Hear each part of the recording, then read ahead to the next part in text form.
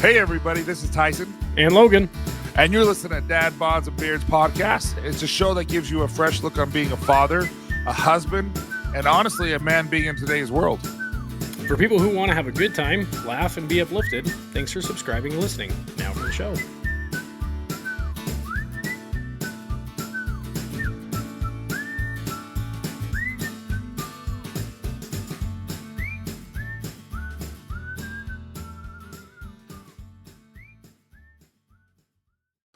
All right, so today for Dad, Bods, and Beards, I really wanted to talk about fighting for ourselves. Fighting for ourselves. Fighting for ourselves. You know, like physically, mentally, emotionally, like what do we need to do so that we can be happy for ourselves? Because I believe all of us deserve to be happy. Yeah. All of us deserve to achieve our dreams and achieve the things that our goals and things like that. So I feel like fighting for ourselves is something that's really, really important. Yeah. I almost wonder if that like ties in though to like the last episode, right? Because we were talking about achieving your dreams and working towards goals. This is almost like accidentally planned. Or did you plan it on purpose? No. Because it works, right? Because like half of like chasing your goals and your dreams is you got to also believe in yourself, right? Am I getting too far ahead? No, I'm just laughing because I just want you to. Oh, you're waiting for me to clear my throat. If you guys can't tell, I do have a little bit of a rasp today because I got a sore throat and I keep clearing my throat. So that's where Tommy's gonna have to come in clutch and get rid of the. Yeah, but what does it mean to fight for yourself? Ooh, well, I think that looks different for everybody, right? Yeah. Whether it comes to for like how you're, fighting for yourself when it's like how you're treated by friends or family or other people, or just believing in yourself and chasing something even if nobody else believes in it or says that you shouldn't. I think like listening to your gut, right? Like everyone says like trust your gut. I feel like fighting for yourself is like doing what you know at your core is right for yourself. Does that make sense?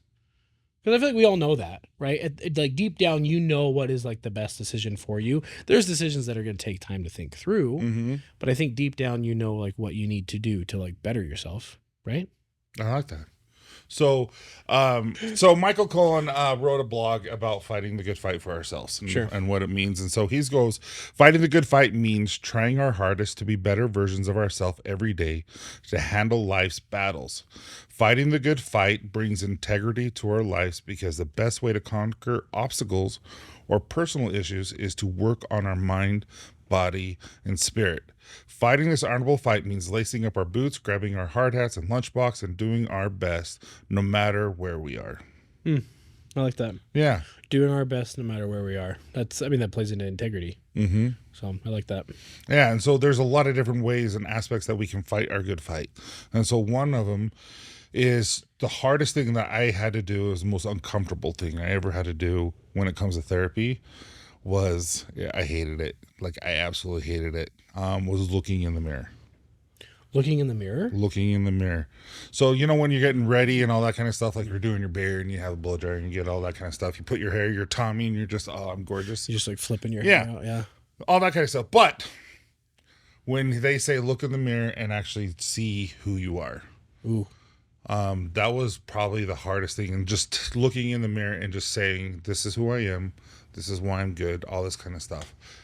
It was hard, but also you have to like really dive deep down and see these are the problems I have. This is what I need to focus on. And because there's days where you feel ugly. Yeah. Inside. Yeah. No, I know. And all that kind of stuff. And so that is what it is. It's like, who do you see in the mirror when you look? Well, it's funny you say that. It just was kind of like giving me like almost like flashbacks, because there was times during my like super extreme mental health battles, like mental illness battles, like when I was undiagnosed and just super manic, hallucinating, all that stuff, that I would remember I would look in the mirror and it would be the weirdest moment. Like I like could not recognize myself. Like the way my brain was working, it was almost like so much disassociation that like I couldn't see myself. And so that's actually something I guess I never realized that I do, is that I will like stop and like stare myself in the eyes in the mirror from time to time, just because. And it's hard. It's almost like reminiscent of the time where I'm like, I don't even know who this guy is looking at me, because I was such a completely different person than I thought that I ever would be when I was like super unhealthy. So yeah, like it's interesting that you say that, because that's like, that was a really difficult thing for me to learn how to do. I never had a psychiatrist or a therapist tell me to do that, but just like getting to the point where you don't feel disgusted looking at the person looking back at you in the mirror. And that's hard because I think, like we talked about last week, Yeah. I think it's natural for us to be kind of harsh critics of ourselves. Yeah, like self-deprecating in like a very unhealthy way. Yeah. Very unhealthy. But at the same time, what do you think is the difference between self-deprecating, self-harm when it comes to what we think and then actually telling us the truth? So meaning, like, what if we are doing things that we shouldn't be doing? How is that compared to and saying, hey, we need to fix this, rather than saying, hey, we need to fix this because we're idiots? You know what I mean? Well, I mean, I use self-deprecating humor a lot on social media. I think there's an appropriate level of like being able to make fun of yourself. But like when you start really believing, like at your core, some of the self-deprecating things we tell ourselves, like that's when you might need to go talk to somebody. Like if you really think that, like, as long as you don't have anything like crazy going on, that like you are maybe by society's standards like a bad person, like you are getting away with some like illegal stuff or like some super morally bad stuff. But like if you're just an everyday average person and you're trying and you have some things that you know that you can improve on, I feel like if you're being so self-deprecating that you're like making yourself feel worse or less than or things like that, that's a really slippery slope. And like there's a fine line between, I feel like, being able to realize that you might have an issue or something that you need to work on or something you can improve on, and then beating yourself up over it over and over and over without like trying to solve it or improve it. Does that make sense? So he goes on to say, who do you see in the mirror? To answer it, we need to take a hard look at our soul, which takes having open-minded and sometimes harsh conversations with ourselves. The truth sets us free, even if it hurts us to admit it at first. We can't fight the good fight if our mind is cluttered with junk from a broken past, an unsteady present, or a concept of a grim future.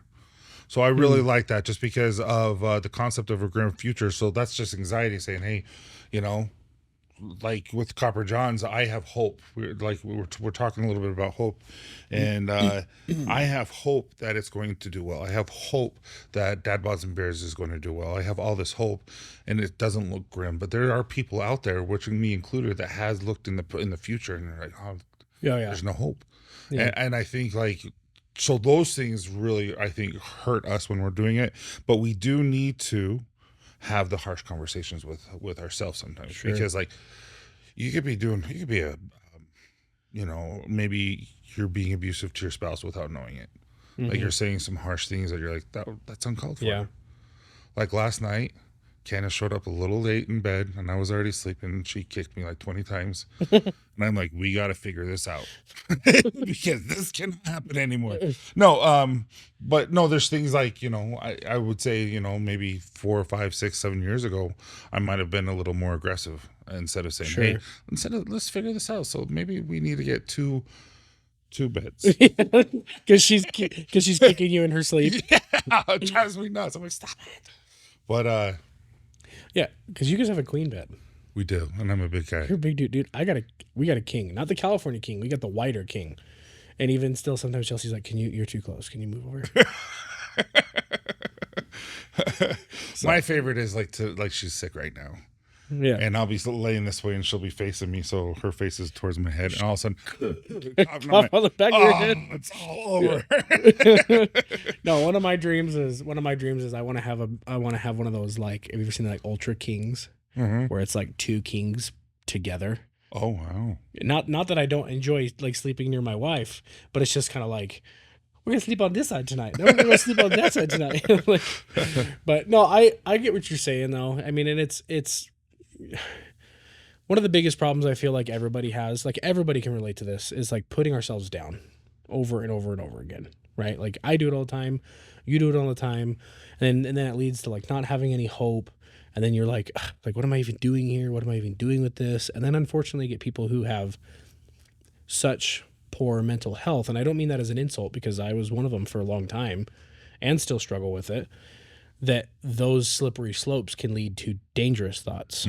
They can lead to dangerous actions. They can lead to like life-changing, life-altering, and life-ending decisions because you just, you go down that slippery slope of just self-deprecation and self-loathing and all that stuff. Well, no, sometimes like when I started therapy, I would stand in front of the mirror and I just wouldn't know who I am. I would just be like, this is the person I'm like, I don't want to be this person. I don't want to be sad. I don't want to be miserable. I don't want to not necessarily end my life, but I don't want to be here. Yeah. Like, like I want, like there's days where I would sit there and I'd be like, Candace deserves better. My kids deserve better. That'd be better if I wasn't here. And it was hard and I didn't like that. But he goes on to say, I was purposeless and guided by a lack of confidence. As I gained fortitude through my faith and growing imagination, my empty shell in the mirror became filled with life. We should not avoid the necessary conversations we have to have within ourselves. Like we have to have those conversations with ourselves. Like we have to say, I did not like who I was. Like maybe on the outward expression, kind of like with your bipolar, you learned how to show a version of yourself that you thought everyone wanted, even though deep inside you, that's not who you were. That's how I was for the longest time. Not to your extent by any means, but I was miserable. But on the outward appearance, it didn't seem like I was. Yeah.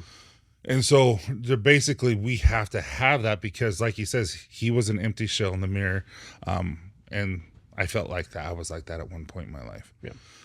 We should not try to break the mirror because we don't like our reflection. The broken piece of glass will constantly generate and make what we are trying to avoid more apparent than before, which I really, really like that because if you think about bills, you think about conversations with a child, like my son, he's going into 7th grade and maturation class, sex ed was 5th grade and they canceled it that year.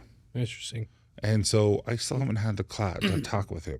Oh, really? I hate it. Can you film it? I think that'd be great. No, I hate it. Yeah. I hate it. Like, I hate it. I don't know why, but I hate it. And, because you've done it a few times now, haven't you? Yeah. Like, we just have 2 more out of 6. Like, we've had it, and I still hate it. Yeah. But maturation made it easy because they were able to explain it. And then at the end, I'm like, hey, this is how it happens. Let me know if you have any questions. Yeah. But anyway, but I have to do that. And it's like, bills don't go away just because you ignore them. Conversations don't go away just because you ignore them. And same thing with us. Just because we are ignoring how we feel inside doesn't mean it's going away. Oh, yeah. It gets bigger.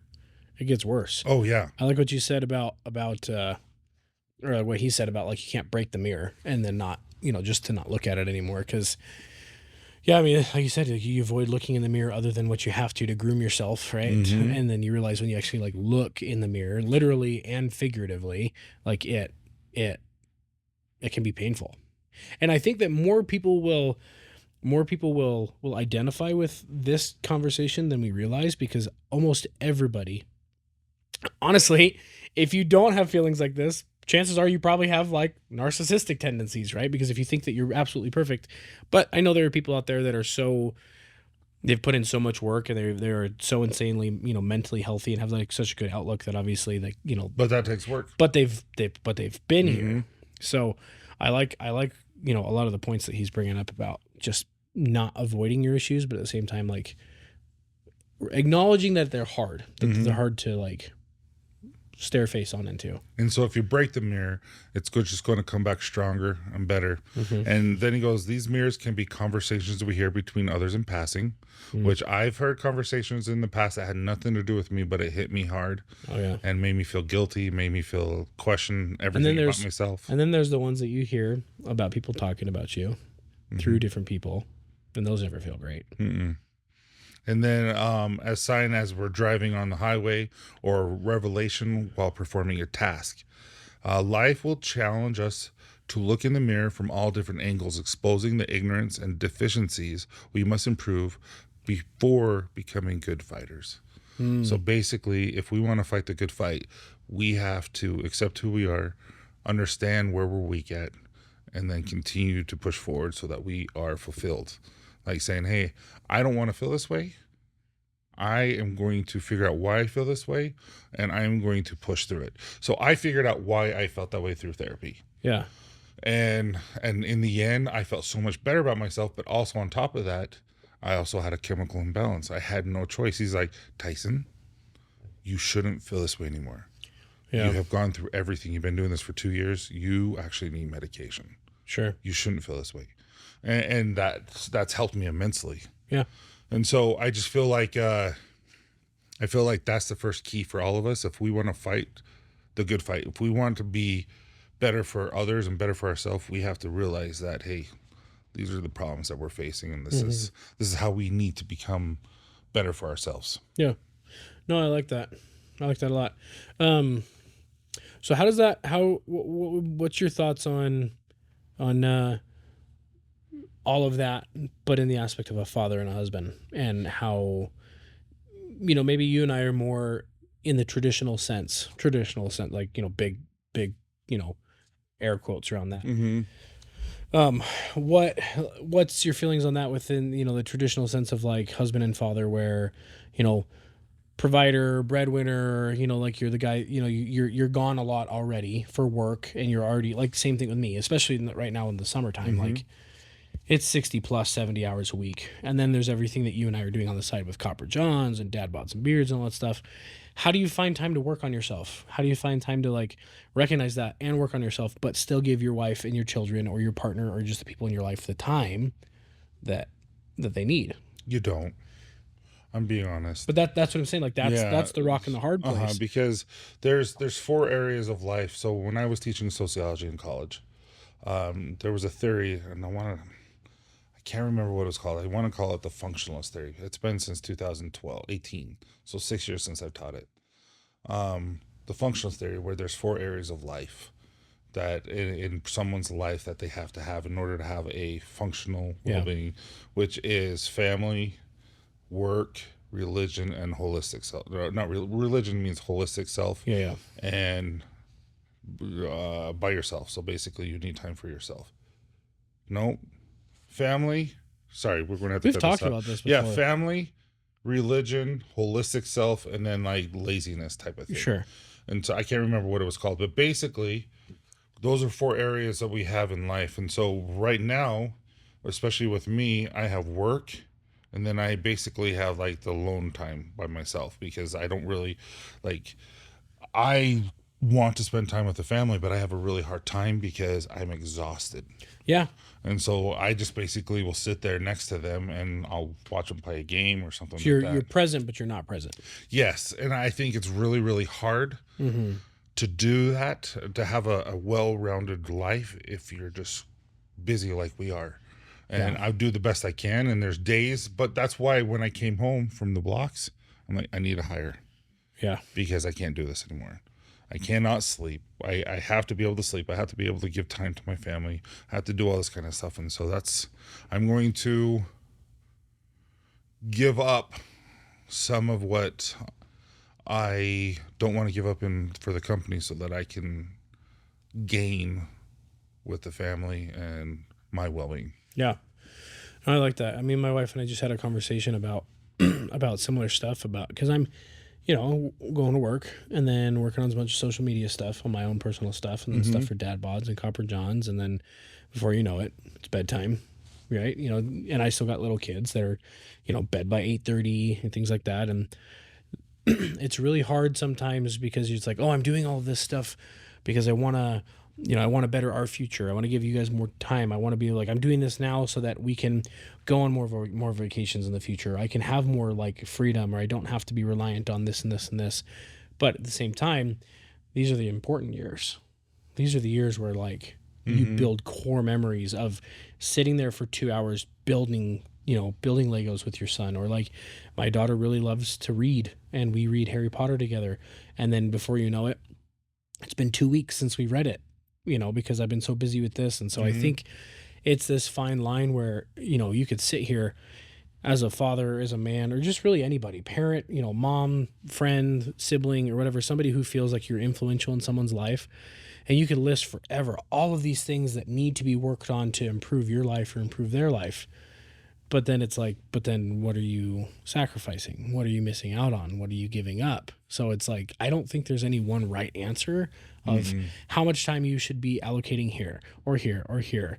I think it kind of trickles all the way back to like, I think at your core where you should be spending your time at certain points. Yeah. But then you bleed over into discipline, and then you bleed over into all that stuff. So it's and see, when I was at the very beginning of therapy, I would actually hide by working so much. Oh. And so because it made me not think about the problems that I have personally, how I felt inside. And so I caught that. And so now a lot of the times, like I said, now that we have the fulfillment center, I don't have to pack orders. Now that we, and Isaac's going to start working for me starting Monday. So in 2 days, he's going to be working for me and he's going to be making a lot of stuff. So I have a lot of systems of processes put together so that he can work them. Sure. But it's just going to allow me to then hire someone else and all that kind of stuff. So it's just like, it's giving me time, but it's taken me a long time to figure out that, hey, this is not making me happy. Like being with my family is making me happy. This is to help me so that I can spend time with my family even more. So what would you say back to somebody who, because there's a lot of guys out there and there's a lot of people out there that almost will say like, well, you're the dad, you're the husband, you're the father, you're the provider, you're the whatever. Like you're not allowed, like you're not allowed to be happy. You're not allowed to focus on your happiness. It's about their happiness, or like it's not about you. Don't be soft. Like all those just negative comments. Like what would you, like recognizing this about yourself and feeling this, like what would your response be to that? Because I mean, I have mine. It's crap. Yeah. No, really, it's crap. You have every right to be happy. You have every right. Like now you might be in a crappy job, the job that you don't like, because you do have to provide for your family. Like you do have to get insurance for your family. You do have to, like, that's just part of being a grown up and being responsible and being a good father and a husband. But at the same time, if you don't like what you do, go find something that you do enjoy. Yeah. Like there's so much stuff out there and it's hard. That doesn't mean quit your job today and then go look for a job until you find it. You know what I mean? That means while you're working, go find something, do a side hustle, do something that makes you happy. Mm-hmm. But in the end, your happiness, like we talked about before, when you accept yourself, when you love yourself, when you are kind to yourself, when you're doing something like that, your love is going to emulate to your children and your wife even more.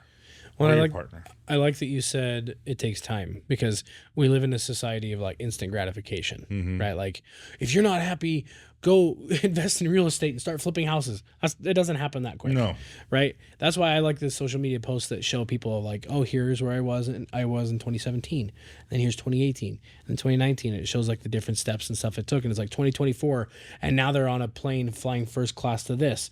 But it's like, yeah, but look at all of those years that they spent to get to where they're at. Right? So I think I 100% agree with you that like you deserve to be happy and you deserve to like, find something that makes you happy. But I also like the fact that you said, but keep in mind, you do have responsibilities. You are an adult. You do have things that you have to pay attention to. So while you're doing all those things, find that one thing that you can spare your time on. Like, okay, well, I tend to sit for 20, 30 minutes before I go to bed and I watch Netflix. Okay, spend that 30 minutes trying to find something else. Like yesterday, my little boy, we're not video game people. And if you are, that's great. I just am not very literate when it comes to video games. We got the Nintendo Switch for Christmas a couple years ago. Mm-hmm. And then just this last Christmas, we got the Harry Potter Hogwarts Legacy game. Oh, yeah. And it's like a character game or whatever. And there was a minute there where it was me and my wife, not our kids. We both had our own games and we were just like, oh, I was going to play. Like I come down and she's playing or whatever. And then it was to the point where like, it was a daily thing for a little bit and we were playing. And then this was a couple months ago, and now I'm so busy with all this stuff. My little boy yesterday, he's like, Dad, when are you going to play Harry Potter again? Because I don't think I ever finished it. And it just dawned on me like two things. One, I was playing it so much that my 6-year-old noticed that I was playing it because he liked to sit and watch. Yeah. He was like, oh, Dad. And then he would be like, do this, use this. And like he would kind of coach me as we're doing it. But at the same time, it made me realize like, how did I have so much time to sit there for a couple hours and do that? Not that I'm slamming anybody. If that's your release, that's great. But my point is that I realize I have replaced that time with content and building up dad bods and beards and like, editing and all this other stuff that has a greater goal. Mm-hmm. So that's what I like that you said that, because it's like, do you want to be happy? Do you know what needs to change or whatever? Okay, well, you're going to have to find things that you might enjoy and replace those with things that you know that you need to do. So that's where I say there's no perfect answer in any of this. No, it's just like right now we have significant medical bills. Yeah. And I'm not paying myself with Copper Johns yet, but I have hope that we will be. Yeah. And that gives me hope, because it's hard when you have to keep adding up and all that kind of stuff, especially when your daughter just, Yeah. when your other daughter just gets hurt from landing on her neck, doing tumbling and all that kind of stuff. It's just, everything adds up. And so it's just like, it would be really scary if I was starting now, because there wouldn't be that hope. And so, like I said, it does take time, but eventually, it works. It works when you're working on yourself. It's slow. It's a slow process. Yeah. But it works. Yeah. Because the stresses and the trials come in your life, but maybe they hit hard at first, but then they're so much easier to just like, sweep out, you're just like, you're fine. Like, we'll get through this. Yeah. And I think it can go back to the episode of mindset that we've talked about too. Like, there's real power in convincing yourself to look at the positive side of things, so that when even small wins do happen, you don't take them for granted. Mm-hmm. So like, as you are maybe trying to improve yourself or fight for yourself or find time to improve this, or maybe start that business, or maybe talk to your wife about going to therapy, or whatever your thing is right now that you know that you need to work on to improve your life or your partner's life or whatever. Like, you also got to focus on the mindset, and you also got to focus on the outlook. So when you start to see little improvements, you don't like take those for granted or lessen them, like, oh, well, yeah, that's good, but it's not the best. So now it's good, but it's not great. Or kind of like, that's one thing that I'm working on a lot, is when little things are like, like happen, then I'm like, oh, that's good. Like, I try to force myself, even if I don't feel like it, to realize the positivity behind it. Because then if you stack all those little wins up and you look back, for me, 7-8 years ago, I'm like, dude, 26, 27-year-old Logan would be like, dude, we're doing what? We're doing how good? Like, this is great. But, 34-year-old Logan right now is like, oh, well, I could be doing this better, or this could be better, or this could be better. Or 27-year-old Logan's like, we're alive because I didn't want to be.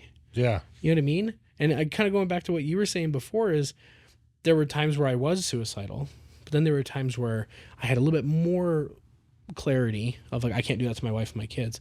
But then I would plan to be like, I could just disappear. Mm-hmm. I'll just take off and go, live on the streets, or go run up here, or go run over here, be a different part of the country or whatever.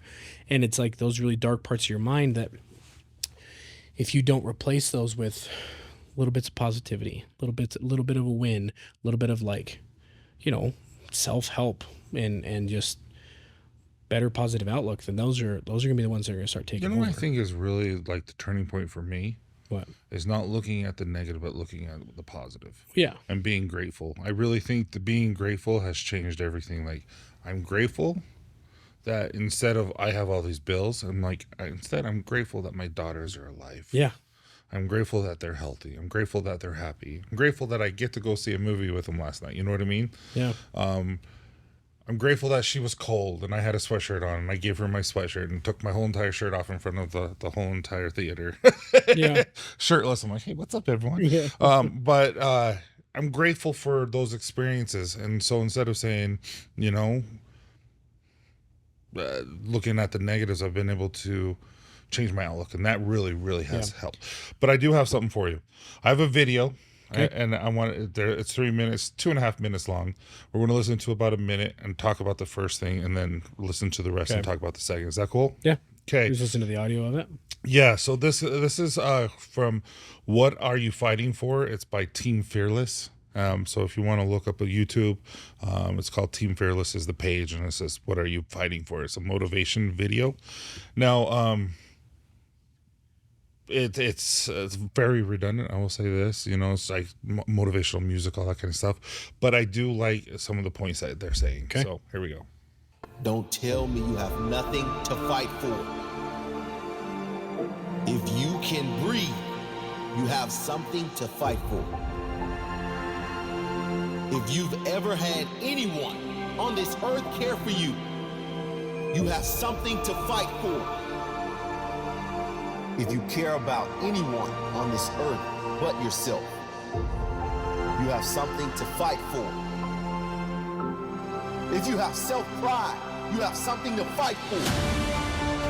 If you got someone who looks up to you, then you have got someone to fight for.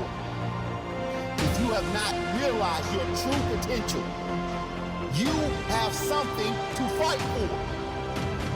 If you have not reached your dream, if you have not reached your goal, you have something to fight for. You have to quit looking at what you don't have and remember what you're fighting for. Remember why you started. Remember what you're doing it all for. Remember what matters. Don't give up. The people who care about you don't care about your success. They care about your happiness. So remember what makes you happy and throw out the rest. Okay, that's the first part. Remember what makes you happy and throw out the rest. That's good. Right? Mm-hmm. I really like that. It's just because it's like we're here to, like, we have jobs. We have all these things. We have all these distractions. But is that what's really making us happy? Sure. Yeah, I liked the people who care about you don't care about your success. They care about your happiness. Mm-hmm. Yeah, that's good. I mean, the music makes me want to like go fight in the Coliseum. Right? But no, like I enjoy those, and I know that those type of videos are very impactful for a lot of people, and I like that. You know, I like just they're like you have something to fight for. Yeah, like that's what I think people forget is like, no, you're breathing. Like there was days, kind of what you were just talking about. There was days where it'd be like, the win I had to force myself to see was like, I woke up today. Mm-hmm. My wife and my children are alive, and everybody ate today. I was able to pay rent on time.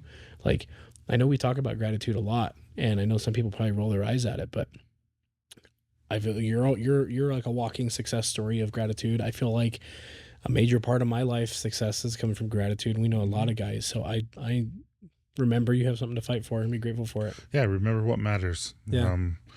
Remember what makes you happy. Yeah. And throughout the rest. I like that. Okay, here's the last part.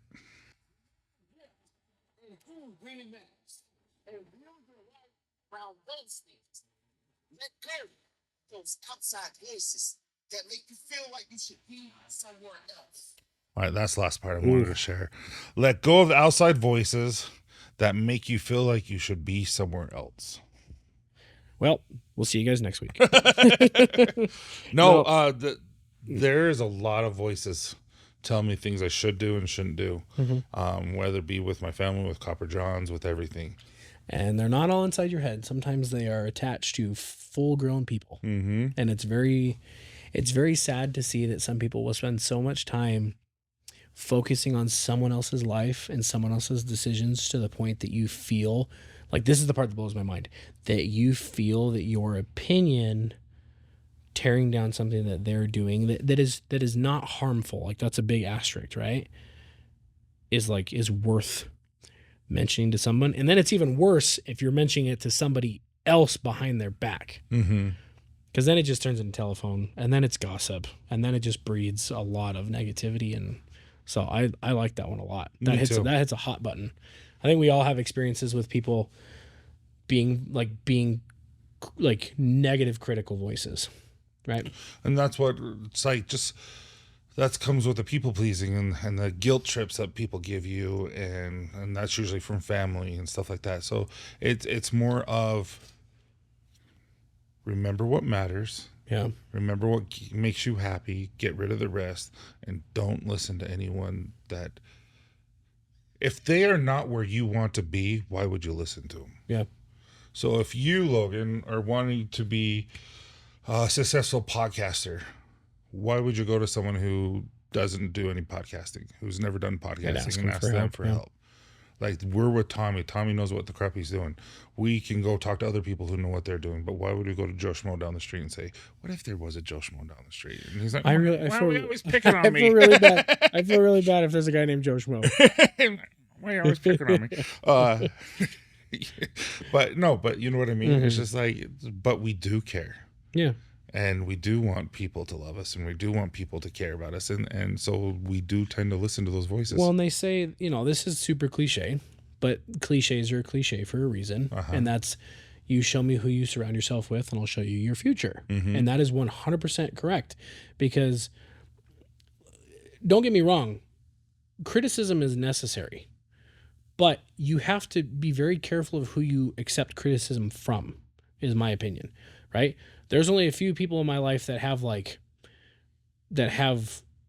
the right, or I guess the luxury of criticizing me to the point where I will internalize it, because I feel safe in knowing that they have my best interest at heart, because they've shown me over the years that they do through their actions, that their criticism of me or something that I'm doing is because they maybe see it from a different perspective, and not because they just don't like it or they're tearing me down. Like, for instance, like, my wife's criticism is a very healthy level of criticism, because she has literally pulled me out of the worst pits of my life, so she can see red flags before they happen because of some mental illness issues. You are somebody that, if you were to give me criticism, which you have in the past, it doesn't affect me the same way as, maybe a member of my family, or maybe someone else that I grew up with, because I have enough experiences with you or with other people in that same category where it's like, hey, they've proven time and time again that they will be there to pick me up when I am broken, and not just like, well, call me when you're better, So I think that letting go of the voices that, that are telling you that, you also have to be very selective on the fact that, like, this is just my opinion, some criticism is okay, but it has to be from select, like, very trustworthy people. Well, and there's also a place where Gary Vee calls it kind candor. Kind candor, yeah. And so it has to be a place where it's out of love, and that's what your wife does for you. Like, she will never purposely hurt you. Yeah. And she'll always be there for you. And so it's always at a place of love. And so when someone like my wife tells me something, sometimes it hurts because I know it's true.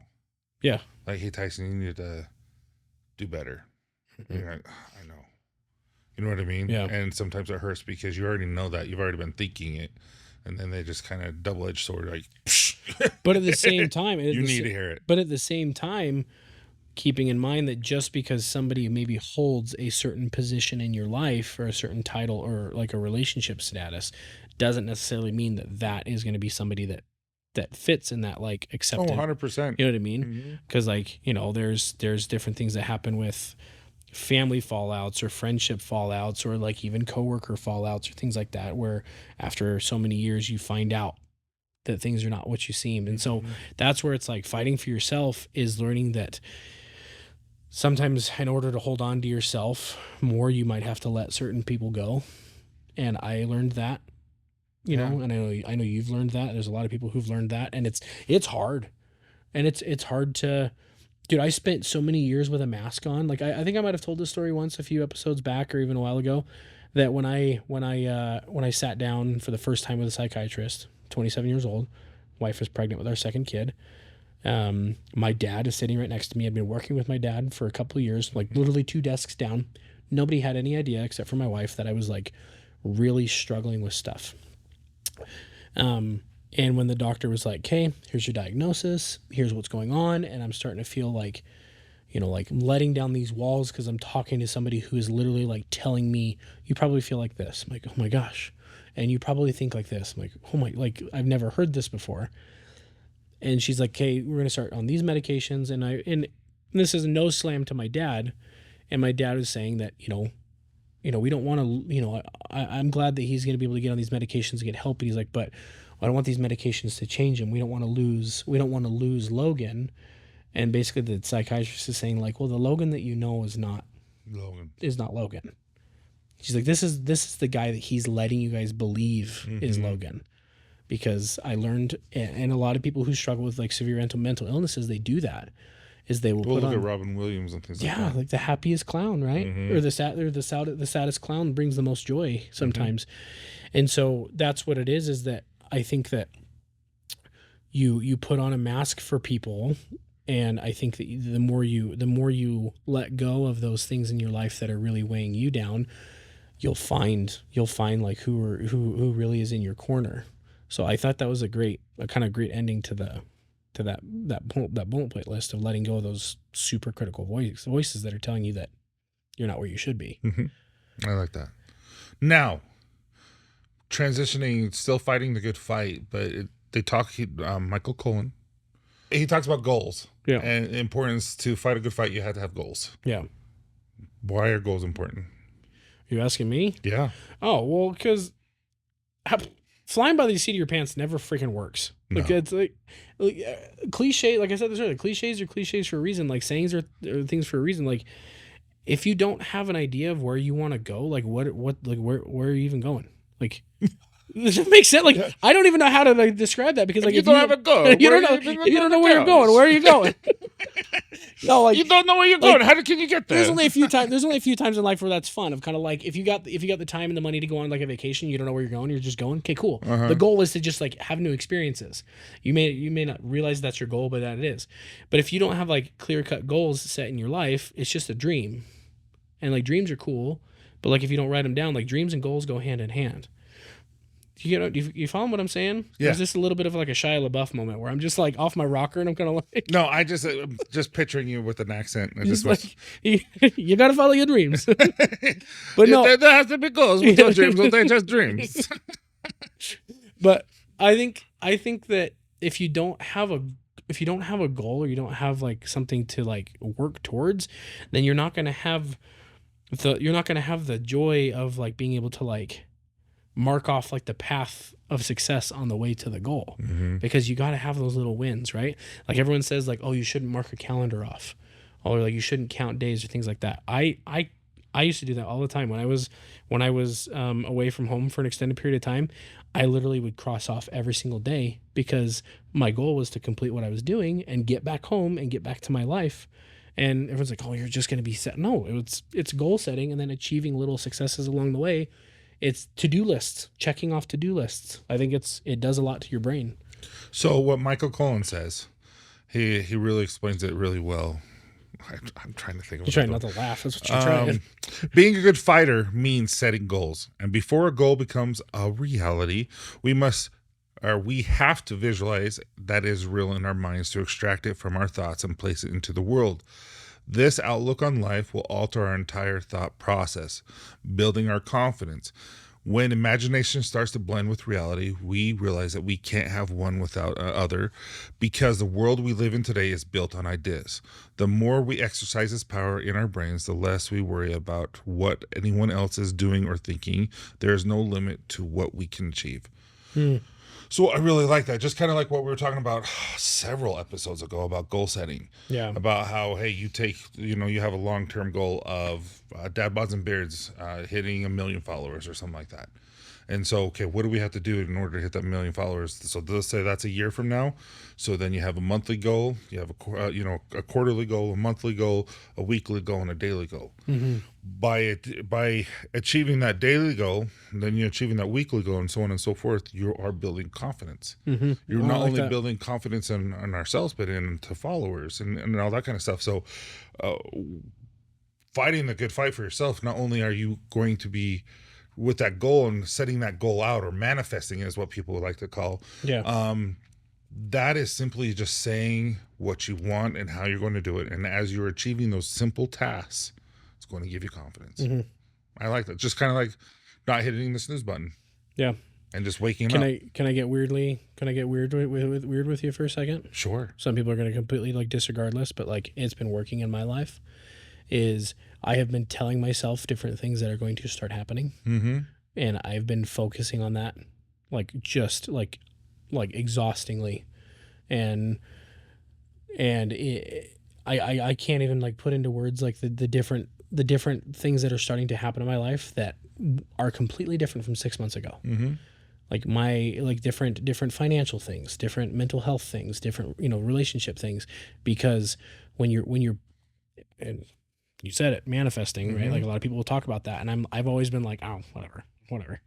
I start focusing on that, whether you call it manifesting, whether you call it prayer, whether you call it spirituality, whatever. We're going to be talking about faith and all that kind of stuff. But like when you are, like you talked about like different successes and goals and things like that, like if you are visualizing your goal and writing these things down and talking about these things, what you want to do, what you want to be, and it is all like positive based, and you're putting out like just that good vibe, and people say frequency and whatever it is to get those things into your life.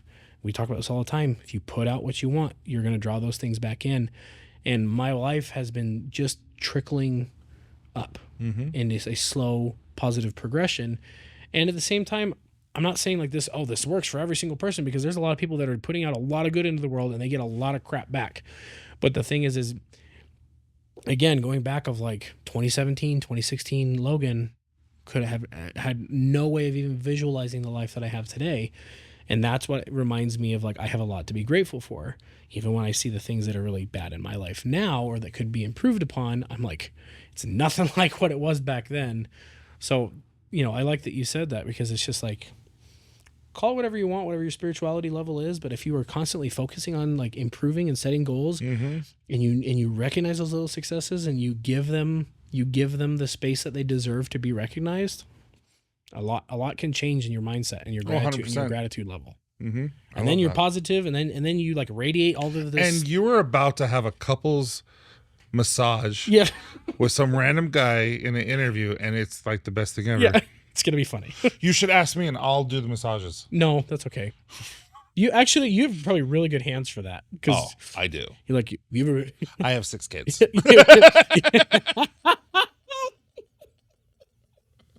You ever been massaged by a baseball mitt? That's basically what you're gonna. How do we move forward with that? Humility. Yeah. That's the next thing. It's true hard work and humility. So we talked. So what is humility to you? Oh, I don't even have a perfect answer for that one. Not that I'm saying any of my answers are perfect. Humility is like, oh, you little humble person, you. No, I'm not. I mean, I spent so many years not being humble, right? Like, it's like, I think that humility is like, I don't know, accepting when you're wrong, being able to say sorry and actually mean it, you know, and being willing to like change and being willing to be taught. Because if you think like this is the way that it's done, like, okay, well, good luck. So why do you think hard work and humility go hand in hand when it comes to fighting for yourself, fighting the good fight for yourself? Why do they go hand in hand? Hard work and humility. Because humility allows you to change. Humility allows you to see fault and gives you the ability to like recognize when something's wrong. And then if you couple that with hard work, so if you recognize something that needs improvement, and then you've got the drive and the grit to work on it, it's like a perfect little cocktail of like, oh, I see the problem. Okay, now I know how to fix it. Or maybe you don't know how to fix it, but you've got the determination and the hard work to like try. Trying is half the battle. So take the high road while retaining the desire to grind through a problem. This lifestyle has no shortcuts, because to cheat others is to fool ourselves. We find along the treasure hunt of progression gems of advice when we can put our pride aside and relish it in wisdom and gifts. We become extraordinary fighters. The harder we work on a craft, the less we rely on distracting negative emotions like arrogance or jealousy. Humility keeps a level head while approaching our goals with ferocity. If we have humility without hard work, we will accept things as if they're okay when they may not be. If we do hard work without humility, we become blind, thrusting our talents to wasted time and missed opportunities because of a poorly molded character. Oof. I know. So basically, we have to be able to be moldable. Yeah. And we have to be able to take that and then also fix it and work hard for it. Just exactly what you're saying. Yeah. Well, I mean, you've heard the old term of like, I'll just put your nose down and work. But that basically is saying like, yeah, but if you don't do it with the right goal in mind and the right mindset, like it's just a waste. You're wasting your time.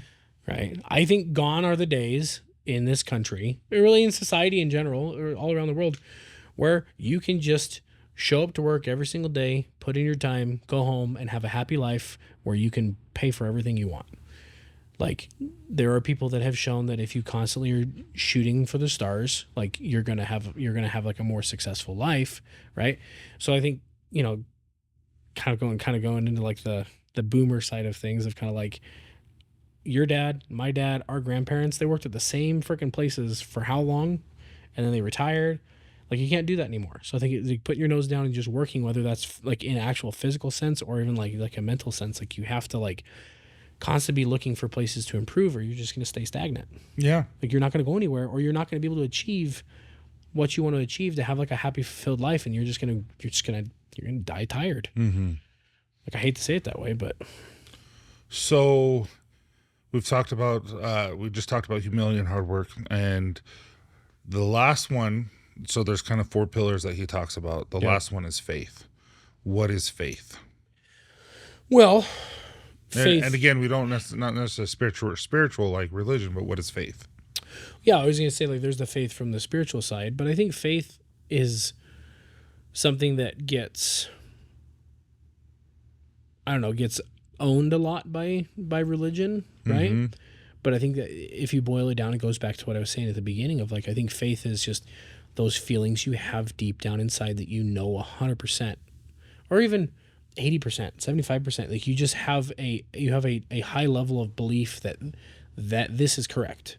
This is what direction I need to be, like, moving my life in. Like, and I think it's just having faith in what you're doing is going to improve your life or improve the lives of others, whether that's whether you're assigning that to a specific religion or a belief structure, or, you know, just trying to be like a decent human being, or whatever it is. So I really like what you're saying. He goes on, the definition of faith is to believe in someone or something without faith in ourselves, a higher power, or some source of motive for an outcome. We are letting life push us around. Yeah. I really like that. It's just like, basically, we have to have faith in ourselves. Yeah, you could almost call it a moral compass. Yeah. You could almost call it just kind of like your guiding force. You know, it doesn't necessarily have to be associated with a religion, and that's not necessarily bad. Mm-hmm. Like we just talked about this last week. Like, you are extremely strong in your faith, and I'm at a different point in my life where I'm trying to decide different paths that I'm trying to go on, but that doesn't mean that I have any less of a moral compass than you. Oh, not at all. And I'm not implying that you've ever given me that impression, but that's the point, is that I think that everybody has it deep down inside them to know, you know, kind of like what path that they should be on, or at least what direction they should start walking, figuratively and maybe even literally, and that you're not going to have all the right answers now. But if you have one that you think is the right one, and you follow that one, you might find a couple more along the way that'll keep, you know, almost like road signs. You'll keep leading you in the right direction. And sometimes you're going to be faced with like a good choice and a good choice. Like, they're not all going to be like, or sometimes it might be like not so great and not so great. Mm-hmm. You got to pick one, and you got to kind of follow it. So I think that if you have that faith, or that high level of moral compass, and just like a direction you want to go, like, at least you're going forward. Yeah. At least you're not sitting on your hands just moping. So to summarize what we just talked about. Yeah. 4 pillars, or 4 ways to help you yourself fight the good fight, to be better for yourself. Mm-hmm. Look in the mirror, accept who you are and how you are able to look at yourself and be better for it, and criticize yourself, not criticize, but give yourself kind candor to the point where I need to do better on certain things. Goals are extremely important. Hard work and humility, and then having faith in ourselves. I like that. And so those are the things that will help us be able to fight for ourselves, so that one day we can, you know, be better for, like I said, if we're fighting for ourselves and we're happy and we're loving ourselves, we're going to be that much better for our significant other, for our children, for all that kind of stuff, for our employers, for ourselves. And you have the right to be happy. I like that. You have the right to be happy. Yeah. And the world will tell you different. So if you could, we've kind of done this a few times, if you could leave anybody with like a challenge or like a thing to work on out of that.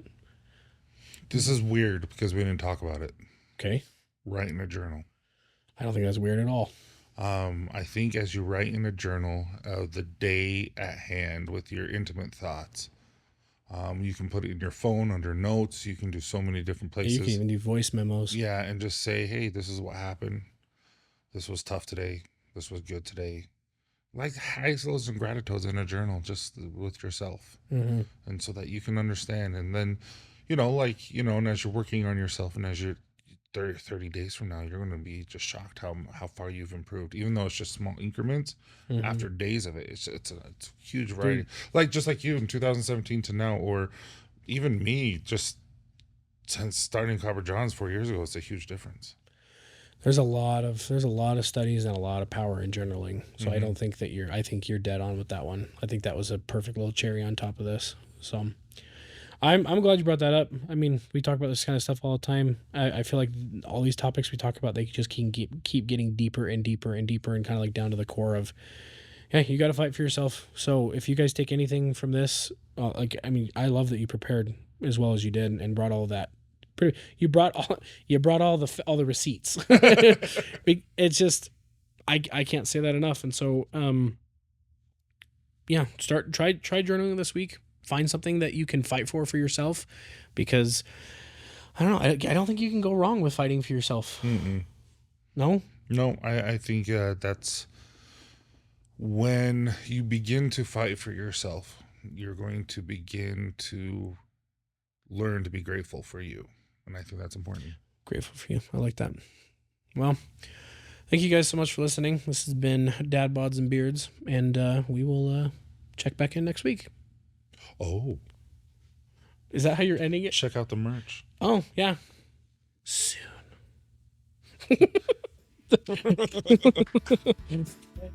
There's that one.